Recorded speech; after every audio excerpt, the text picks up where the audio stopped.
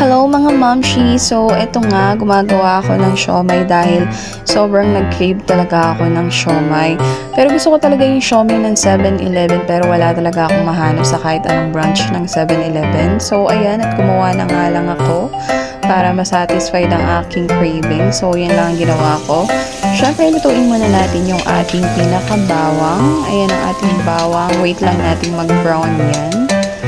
At kapag nakita niyo na yung bawang natin ay ganito na ang color. So, pakita lang natin. Ayan, ganyan na. So, pwede nyo nang hanguin yan, guys. At syempre, sama niyo yung mantika. So, ganito yung kakalabasan yan. Ayan, so dinurog-durog ko lang din para lumiit ng konti yung bawang. Kasi dilikdik ko lang talaga yan. So, sunod natin yung ating chili oil. So, hindi naman kami masyadong mahilig sa maanghang. Kaya, 3 sili lang talaga yan. Ayan. Doon na rin ako nagluto kung saan ako nagluto ng bawang. So, ayan. I'm so excited. So, meron na tayong chili oil. So, ayan. Papakita ko sa inyo. Ito na yung ating chili oil and yung ating bawang.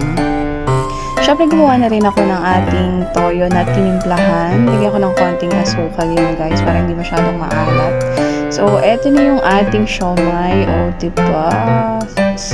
Craving satisfied talaga yan, guys. Ang dami. So, lagyan lang natin ng bawang, ng chili oil, and syempre yung ating kalamansi, diba? And yung ating toyo. So, tara, kain tayo, guys. Craving satisfied ang momshi nyo.